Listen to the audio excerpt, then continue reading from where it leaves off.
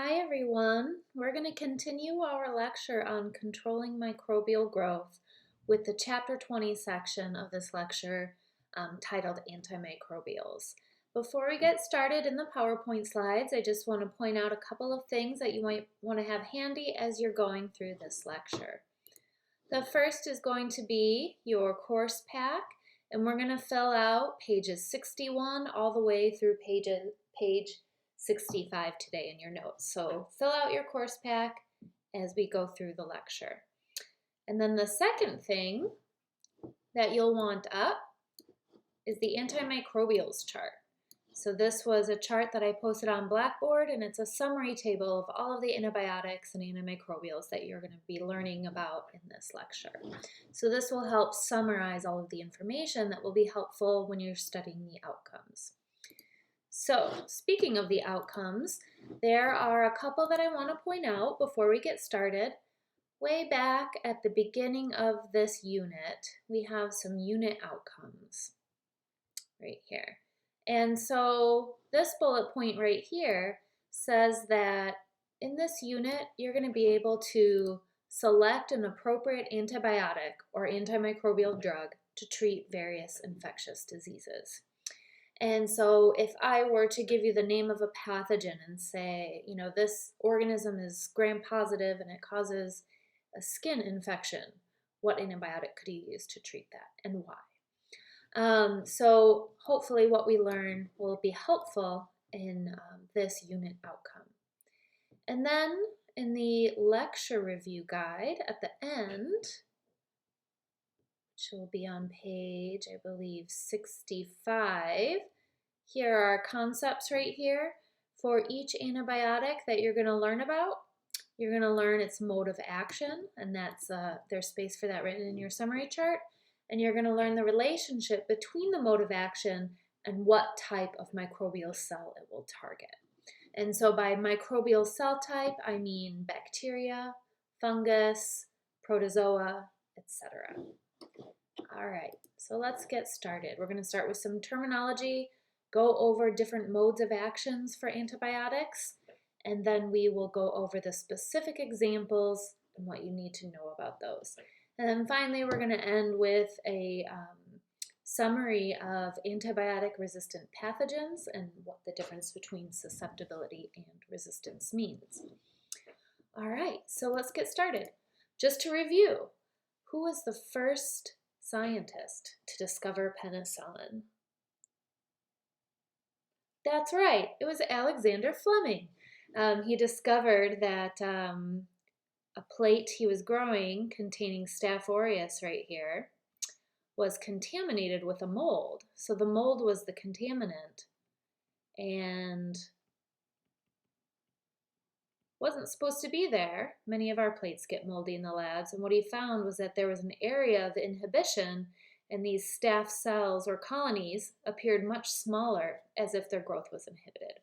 So what he determined was that there was some sort of compound that was being produced by this mold. It was a species called Penicillium, and it makes the antibiotic penicillin. This was in 1928, and about 10 years later, that antibiotic compound, penicillin, was purified, and it was first used in 1941.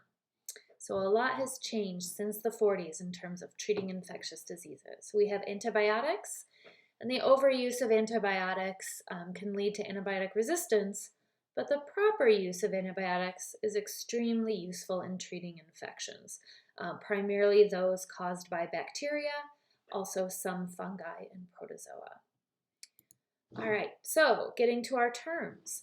I often will use the terms antimicrobial and antibiotic interchangeably. Antimicrobial specifically refers to a chemotherapeutic agent, which is just a fancy name for the word drug, something that you take. Maybe a medication would be another synonym for a chemotherapeutic agent. So an antimicrobial is a medication that inhibits or kills microbes. And so this is a more inclusive term than antibiotic. Antimicrobials can be those that are either naturally or artificially produced, whereas an antibiotic is only a naturally produced antimicrobial. So there's a small technical difference between the term antibiotic and antimicrobial, but for the large part, I will likely use them interchangeably, and I won't test you on the technical difference between the two. All right, so some antibiotics or antimicrobials will affect a broad range of microbes. So for example, tetracycline will inhibit gram-positive and gram-negative bacteria. If an antibiotic treats a wide range of microbes or kills a wide range of microbes, then it's very broad spectrum. A narrow spectrum on the antimicrobial, on the other hand, limits its killing to a narrow range of microbes or a smaller range of microbes. So one example will be vancomycin, because it's used primarily against gram-positive bacteria, but it's not very effective against gram-negative. All right, and so an ideal antibiotic or antimicrobial would hopefully be narrow spectrum as opposed to broad spectrum.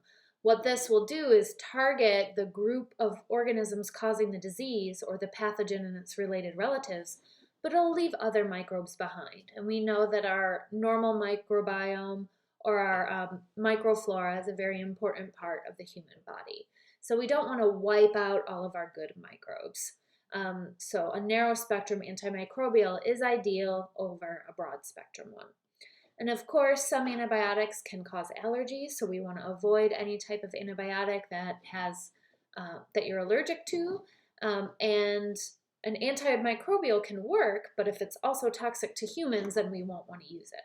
So an ideal antimicrobial will be of low toxicity and it will be non-allergenic. It will have a long shelf life, will be cost effective, and this bullet point right here just means that an antibiotic should be able to get to where the infection is, that's what it means by localize, and stay stable. So it shouldn't be degraded or broken down before it gets to where it needs to be. And then finally, we want to use antimicrobials that bacteria or other microbes haven't developed resistance to yet. There are some antimicrobials that still exist that are effective at treating most pathogens, but there is no antibiotic that exists to date that is effective against every pathogen that exists. So almost all antibiotics that are on the market have had some resistance demonstrated against it.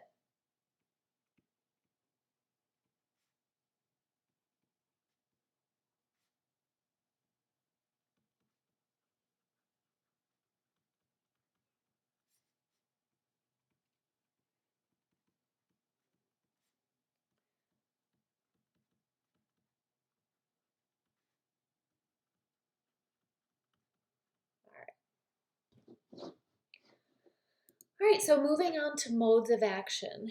There are, we are on page 62 now in our, nope. Yes, we are on page 62 now in our course pack. Actually, the bottom of page 61 and the top of page 62. So this is just an overview of modes of action.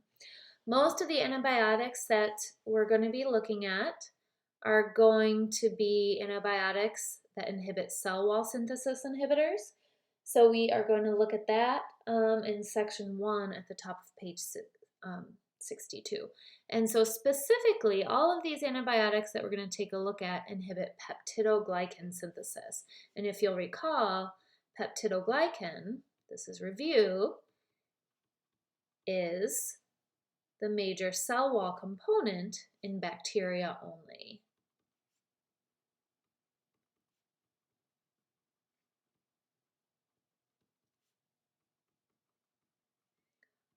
All right, so humans don't have peptidoglycan, and so if we take one of these antibiotics, it shouldn't affect us. Humans don't have cell walls. Fungi, for example, do have cell walls, but fungal cell walls are not made of peptidoglycan. Fungal cell walls are made of chitin. And so therefore, these types of antibiotics can only be used against bacteria because bacteria are the only ones that have peptidoglycan cell walls. All right. The second major mode of action that we're going to be learning about, and this will be part 2, is going to be, oops, not that one, these ones down here, are protein synthesis inhibitors. This is part 2. All right, so protein synthesis is also known as translation. There's a little bit of review. Translation, we learned in Unit 2, is when RNA is used as a template to make a protein. Right? So protein synthesis means that we're making a protein. All right, and then we also learned in Unit 1 that the cell structures that do protein synthesis are ribosomes. And specifically, we learned that ribosomes are 70S in prokaryotic cells, but they are 80S in eukaryotic cells. And so that is going to mean that these antibiotics right here, they're going to inhibit or target the 70S ribosomes, but they're going to leave 80S ribosomes alone. And this is really important. We don't want to block an 80S ribosome because then that would be very harmful to us because humans have 80S ribosomes. So we want to make sure that we don't block 80S ribosomes, and these antibiotics specifically will inhibit bacterial ribosomes. All right, our third area of mode of action that we're going to take a look at will be DNA and RNA synthesis. So DNA and RNA are nucleic acids, and the processes that are involved in DNA and RNA synthesis, right? So DNA synthesis would be DNA replication. The enzymes involved in bacterial DNA replication are unique and slightly different than those that are involved in human DNA replication. And RNA synthesis, in Unit 2, we learned that the fancy name for this was transcription, right? In transcription, we're reading DNA, or DNA is the template, and we're making RNA. All right, so nucleic acid synthesis inhibitors will inhibit one of these two processes or an enzyme involved in one of these two processes. We're also going to learn about a variety of other antimicrobials like folic acid synthesis inhibitors and antimicrobials that can be used against fungi and protozoa, and we'll also take a quick look at some antivirals. All right, so first up in our antibiotics are going to be the ones that inhibit cell wall synthesis. And so bacterial cell walls, again, are made of peptidoglycan. And here are the antibiotics that inhibit cell wall synthesis. These first several right here, penicillins and the related drugs, down to carbapenems, these are going to be called beta-lactam drugs. And this is not a word on your study guide, but it's going to be a common word that you'll see if you are in healthcare.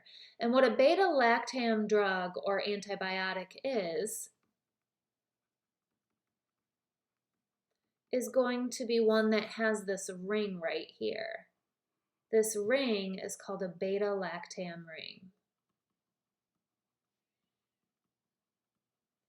All right, and so penicillin and ampicillin, methicillin, amoxicillin, these are all derivatives of the original naturally produced penicillin. These are the most well-known beta-lactam drugs. But a lot of microbes, a lot of gram-negative bacteria, for example, are resistant to this or resistant to these because they have an enzyme called a beta-lactamase. And this beta-lactamase breaks down this beta-lactam ring, or specifically it's called a penicillinase in these gram-negative bacteria. And so because of this, these antibiotics will often only be used to treat gram-positive bacteria. So that, these antibiotics tend to be more effective against gram-positive bacteria. All right. Cephalosporins and carbapenems are more advanced or more recently produced versions of beta-lactam drugs. They also have these beta-lactam rings. And carbapenems specifically are known as a last-line antibiotic. A lot of the bacteria that produce these beta-lactamases that break down the beta-lactam ring, these beta-lactamases won't be effective against carbapenem antibiotics. And so carbapenems are often used to treat infections where the pathogen is resistant to all other antibiotics. That's what we mean by a last-line antibiotic. Something like amoxicillin is often a first-line antibiotic because it might be the first thing that's prescribed if you have, say, strep throat, which is caused by streptococcus, a gram-negative bacterium. All right, other antibiotics that affect cell wall synthesis will be bacitracin. So this is an ingredient that you'll find in the topical antibiotic like Neosporin or generic versions. And this will inhibit peptidoglycan building molecules or the precursors from getting across the cytoplasmic membrane so that the cell wall can't even be made to begin with. And vancomycin, this is called a glycopeptide antibiotic, and this will also inhibit peptidoglycan synthesis by blocking the formation of crosslinks. So if the crosslinks aren't made, then the cell wall has no structure to it. So to summarize all of this, we've got our chart here, and we're going to start filling it out. What all of these antibiotics have in common is they inhibit cell wall synthesis in bacteria. So peptidoglycan synthesis.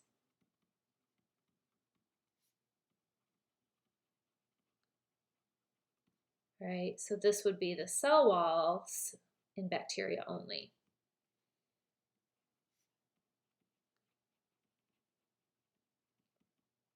All right, and I mentioned that because a lot of gram-negative bacteria are resistant to the penicillins, we're probably going to say that these are going to be used mostly for gram-positive bacteria.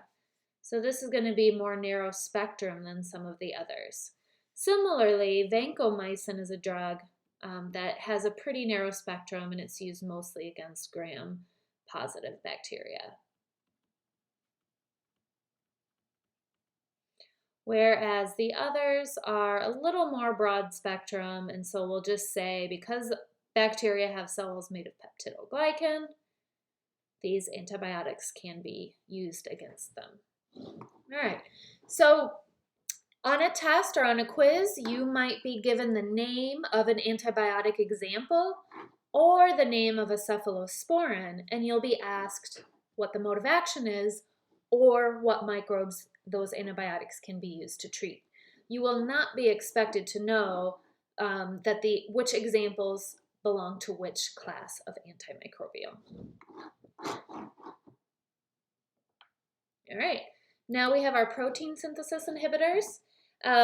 We have 3 different general types and a few different examples within some of those. So aminoglycosides are part peptide, part carbohydrate. These are antibiotics that are made by soil bacteria, like the genus Streptomyces. It's a famous antibiotic producing microorganism that was discovered for its ability to produce streptomycin. So this is the antibiotic produced by the microbe right here. And aminoglycosides, tetracycline, and macrolides are going to inhibit protein synthesis, but only in bacteria because these antibiotics block 70S ribosomes, not the 80S ribosomes. So all of these antibiotics cannot be used to treat eukaryotic infections or viral infections because viruses don't have ribosomes and eukaryotes have 80S ribosomes. All right, so tetracycline is a class of antimicrobials, but the best example of a tetracycline is the antibiotic tetracycline. The macrolide drugs include erythromycin, clindamycin, and azithromycin. You'll notice that a lot of these protein synthesis inhibitors end in mycin or cycline. The only exception is the vancomycin that we learned about in the last slide. Other than vancomycin, all of the ones that end in mycin are going to be those that inhibit protein synthesis or block 70S ribosomes, because these are the cell structures involved in protein synthesis. Now, when I say they block 70S ribosomes, that's a bit of a generalization. I have a short video to show you that shows how some of them actually work. And I want you to watch the video, but you are not going to be tested or assessed on how specifically these modes of action work. And the video is not playing. Let me there we go. Several types of antibiotics inhibit bacterial protein synthesis. The 70S bacterial ribosome, which is composed of 30S and 50S subunits, is sufficiently different from the 80S ribosomes of eukaryotes to make it a target for selective toxicity. Most antibiotics bind either to the 30S or the 50S subunit of the ribosome, thereby interfering with protein synthesis. Aminoglycosides such as streptomycin bind to a protein in the 30S ribosomal subunit and interfere by inhibiting protein synthesis and causing misreading of the mRNA. Different aminoglycosides bind to different target proteins on the 30S ribosomal subunit. These antibiotics distort the ribosome so that misreading of the code in mRNA occurs and protein synthesis cannot continue. Bacteria can become resistant to aminoglycosides by mutation of the target ribosomal protein. The tetracyclines inhibit protein synthesis by binding to the 30S ribosomal subunit and inhibiting the binding of aminoacyl tRNA to the A site. In contrast to streptomycin, they do not stop the ribosome on the mRNA, but distort the ribosome so that the incoming aminoacyl tRNA can no longer bind properly to the A site. Bacteria become resistant to tetracyclines by developing an efflux mechanism that removes the tetracyclines from the cell.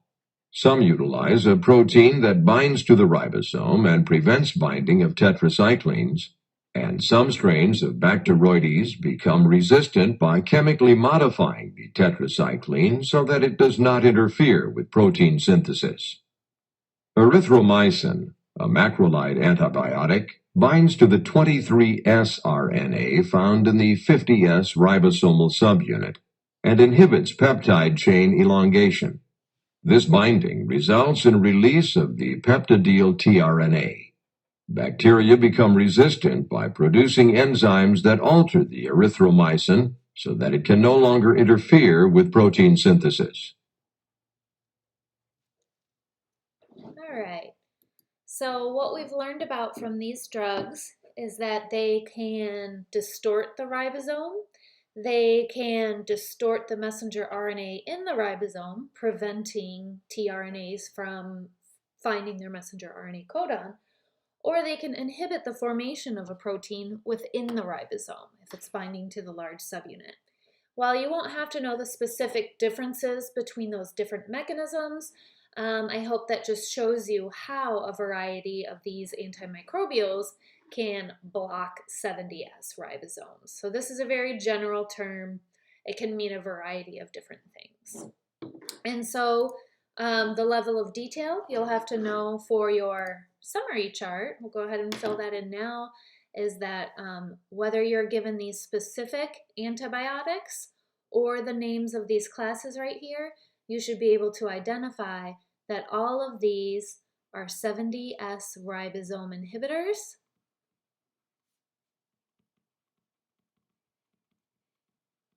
And so they inhibit protein synthesis in bacteria.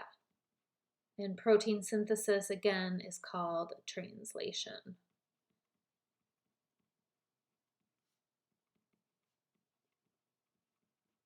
All right, so all of these tend to be fairly broad spectrum and are effective against all bacteria because bacteria have 70S ribosomes.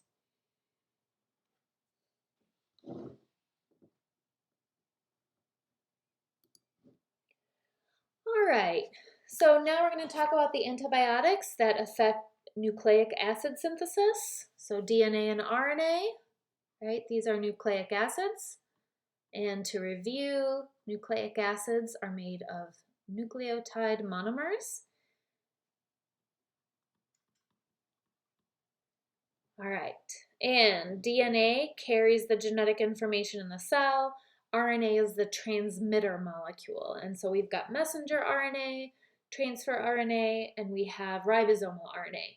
But RNAs are made during transcription from a DNA template. So that's a review from Unit 2. In your charts and in your lecture course packs, fluoroquinolones is the first one.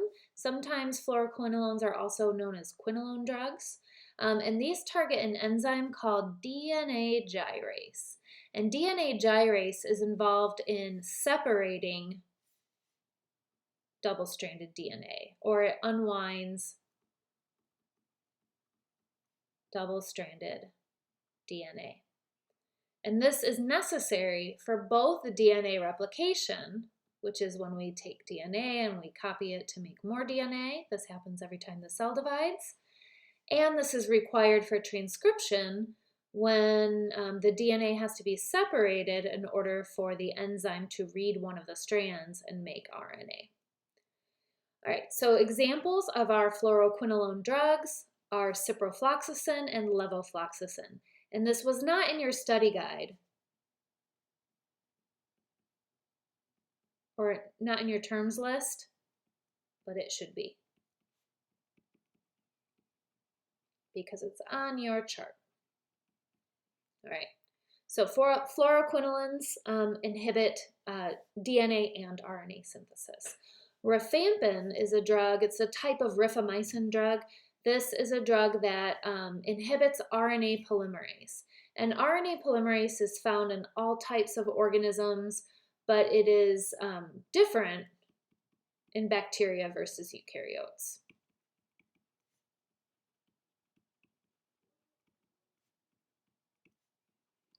So an antibiotic that targets bacterial RNA polymerase will leave eukaryotic RNA polymerases alone. And RNA polymerase is the major enzyme that is involved in transcription. Specifically, it's the enzyme that makes that polymer of RNA. All right, and then other antimicrobial, I'm going to explain this letter right here. September 11th, 2001, right? We had the planes fly into the World Trade Center. Many of you all weren't alive yet. And if you were, many of you don't remember it, and some of you do remember it. But what we don't remember as often or as much is that a couple days after September 11th, there were anthrax letters sent to the White House and various Senate members. And so remember, anthrax is Bacillus anthracis, and Bacillus anthracis is an endospore former. So these anthrax letters had endospores in them. And so it was a bioterrorism threat. And the way that they dealt with it was that as a preventative mechanism is they took Cipro, that was the common name for ciprofloxacin at the time. And so ciprofloxacin was prescribed to all members of the White House and the Senate and House of Representatives, just as a preventative or precautionary measure to deliver the antibiotics in case they came down with an anthrax infection. All right. Other antibiotics on your list, we've got sulfa drugs or sulfonamides. And what sulfa drugs do is block folic acid synthesis. Folic acid is a vitamin that's required for many important functions in bacteria. and bacteria have to make it themselves. And so if you block the synthesis of folic acid, then the bacteria won't be able to use that vitamin in their processes. So that is a mode of action that's common of the antibiotics, sulfa drugs. And then we have a list of other antimicrobials as well. And these are going to be the ones that are used to treat non-bacterial infections. So metronidazole is an antibiotic that is often used to treat protozoan infections. It is also able to use to treat anaerobic bacterial infections. It prevents DNA synthesis under anaerobic conditions, and so a lot of GI tract infections that are caused by anaerobic bacteria or anaerobic protozoa can be inhibited by this antibiotic. Right. And then an example of an antifungal would be fluconazole, and this is used to inhibit fungi. So this would include our yeast and our molds. So yeast infections wouldn't be able to be treated with some of the other antibiotics that we've talked about because it's a fungus, and fungi are eukaryotic. And then a variety of antiviral drugs can slow or inhibit the replication of viruses inside of our own cells. And we're not going to discuss any specific examples of antivirals or how they work. But one of the examples you may know well is Tamiflu, which is used for influenza. And unfortunately, right now, there are no current antivirals that are being used for the coronavirus, although several are in clinical trials. All right, so let's finish our chart. Fluoroquinolones like ciprofloxacin and levofloxacin, these are going to be drugs that inhibit DNA gyrase. And so this enzyme will also be involved in DNA replication.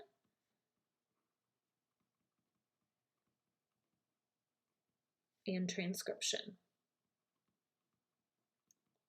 So it inhibits both DNA and RNA synthesis. And DNA gyrase is an enzyme that's only found in bacteria. So these antibiotics, like many of the others we've learned about, will only be able to be used against bacteria. And rifampin will inhibit RNA polymerase, which is the enzyme involved in transcription. Or in other words,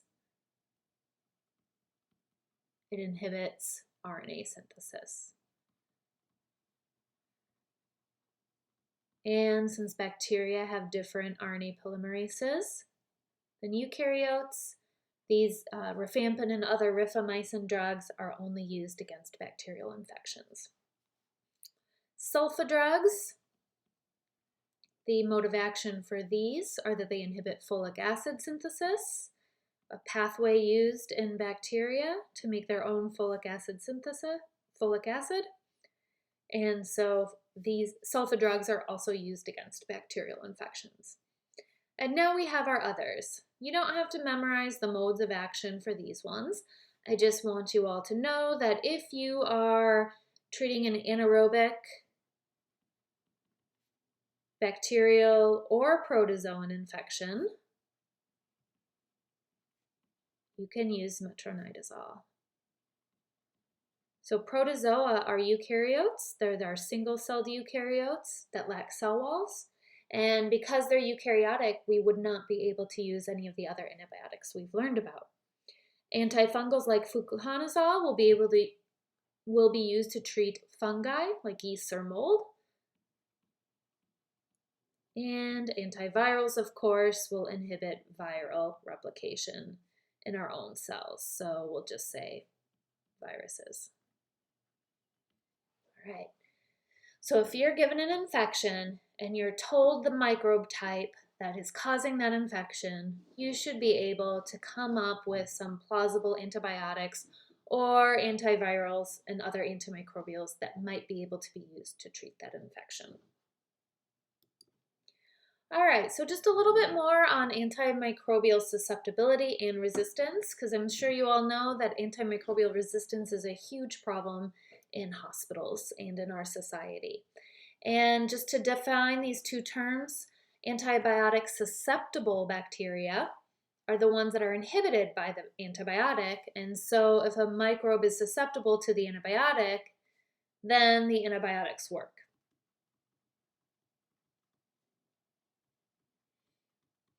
If an organism is resistant to antibiotics, or if it's antibiotic resistance, that means they're not inhibited, and that means the antibiotics are not effective or they won't work to treat the infection. If a microbe is multi-drug resistant, so oftentimes bacteria are resistant to 3 or more antibiotics. So we'll say it's multi-drug resistant. And oftentimes infections caused by multi-drug resistant microbes or superbugs, oftentimes these infections might not be treatable. So the CDC has good information on antibiotic-resistant superbugs and facts on those. I'll give you a few examples. For these ones, you should just know what the letters stand for. We've got a couple slides first. So one thing I want to point out is that antibiotic resistance can happen in one of two ways. The first way is through mutation. So if a cell mutates the target, like a ribosomal protein of the antibiotic, then it can become resistant, like you saw in your video. Another way that antibiotic resistance happens is through horizontal gene transfer. So if a microbe has a gene for penicillinase and transfers that gene to another microbe, then that can spread antibiotic resistance from one microbe to another. So this is how antibiotic resistance can happen. And in the case of mutation, if antibiotics are being used and one cell mutates to form resistance, then the cells that are not resistant or the cells that are susceptible will die, leaving only the resistant ones behind. The resistant cells will grow and multiply and also therefore be more likely to transfer their genes to another susceptible bacterium that's hanging around. So gene transfer events, we've learned about these before. Gene transfer events include conjugation, if they're connected by a sex pilus, transformation, if a cell just picks up DNA from its surroundings, or transduction, which is when genes are transferred by a virus. A lot of review terms in here. All right, and then once antibiotic resistance happens, it's often spread through either hospitals, where antibiotics are used a lot. Oops.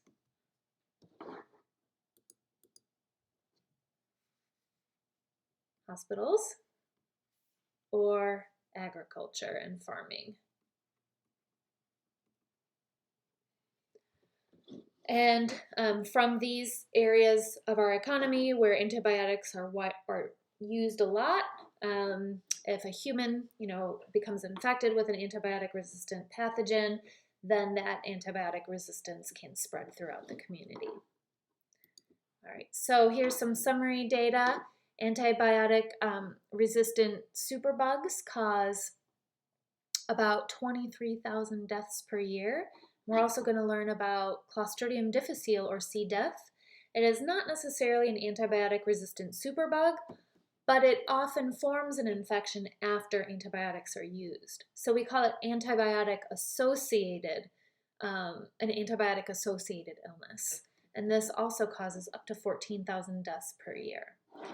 So antibiotics do have a downside. I'm going to start with C. diff. Clostridium difficile is an endospore former. I really just wanted to show you this picture of an endospore stain. So there's our endospore right there that was dyed green with malachite green, and the vegetative cells are in red. Because it's an endospore former, that means it's really tough and hard to kill. So it will spread a lot in hospital rooms that haven't been cleaned properly with a sporicidal agent like bleach. So the infection is often acquired in a hospital setting, so they're called HAIs for hospital acquired infection.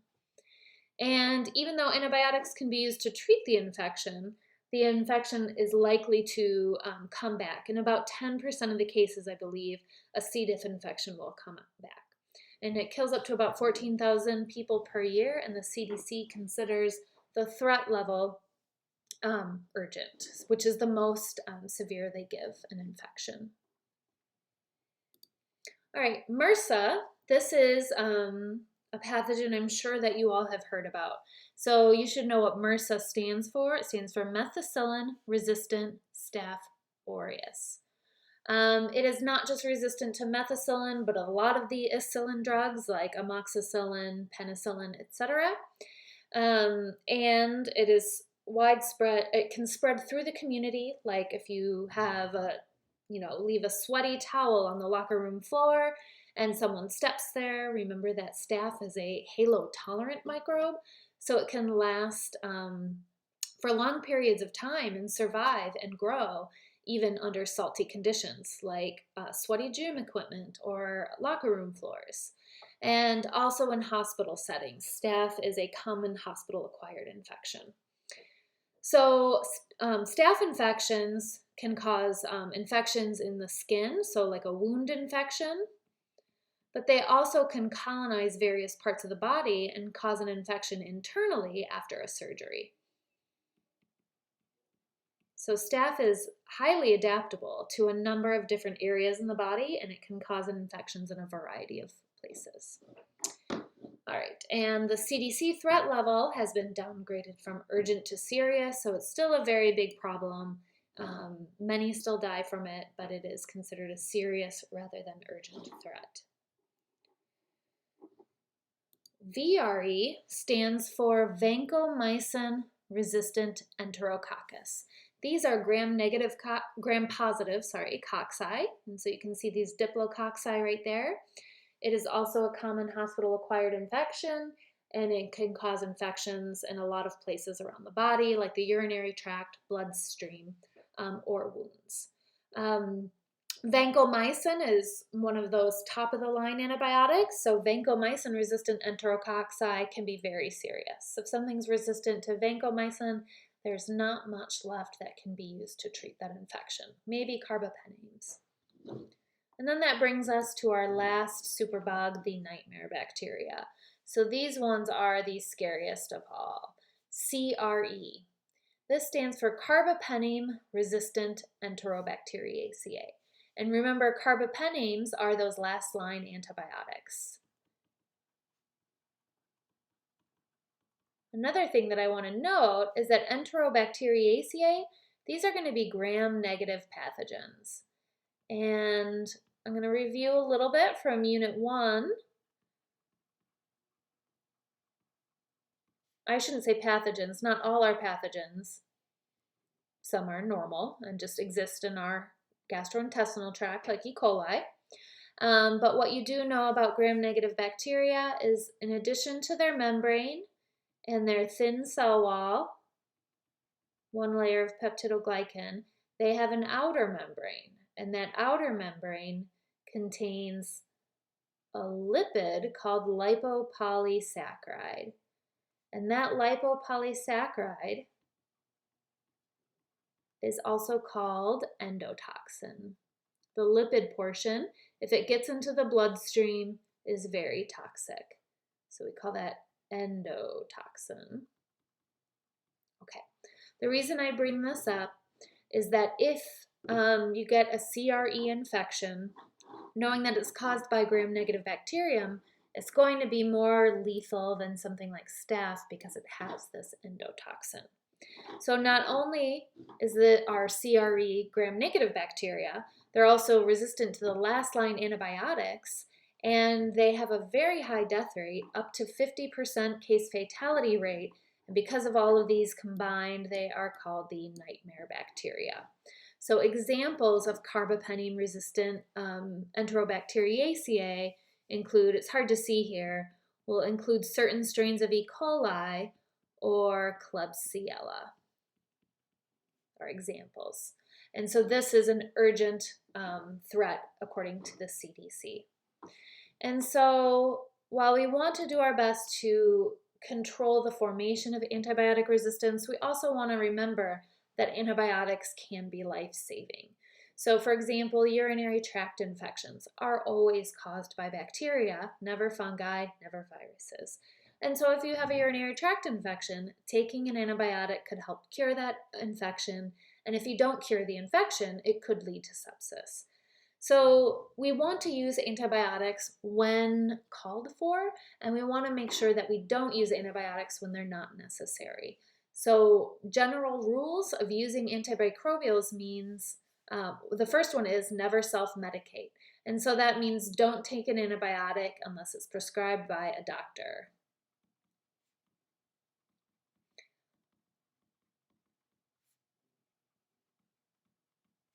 And so this kind of relates to number 3, always finish a course of antibiotics, and then that way there's none left behind. You'll, after a day or two, and so if you don't leave any behind, then you can't take antibiotics later. If you take antibiotics and you feel better in a day or two, that means the antibiotic is starting to work and your immune system is kicking in. But if you stop taking antibiotics, the infection will just come back and it'll be worse, and it'll actually be much more likely that those bacteria are now resistant to that antibiotic. So don't stop taking the antibiotic when you feel a little better. Make sure you take that antibiotic until the prescription is gone. And then, of course, you never want to take antibiotics for the cold or the flu because these are viral infections and they can't be treated with an antibiotic.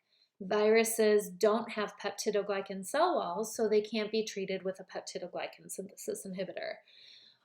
Viruses don't have ribosomes, so they can't be treated with a protein synthesis inhibitor. And then you also want to make sure not to take bacterial antibiotics for fungal infections.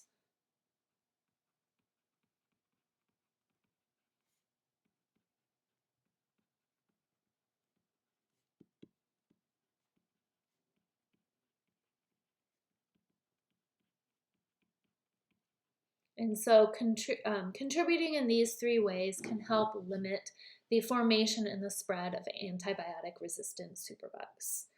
And if something is, particularly deadly and antimicrobial resistant, there are some alternative treatments being explored, and many of them have been in existence for a while. So for example, heavy metals. We learned about those silver nitrate test strips that can be used topically, and heavy metals can often be used to treat staph infections that are resistant to antibiotics. So heavy metals would be something that would be used topically.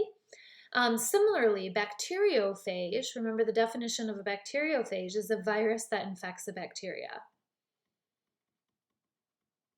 And so if you have a staph infection and it's resistant to all antibiotics, but you isolate a bacteriophage that infects Staphylococcus aureus, you could apply that bacteriophage to the infection, and then the virus will infect and kill the bacteria, and our bodies will have less to worry about.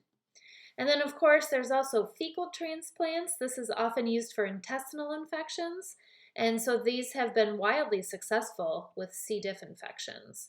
So they've been shown to be more effective than antibiotic treatment.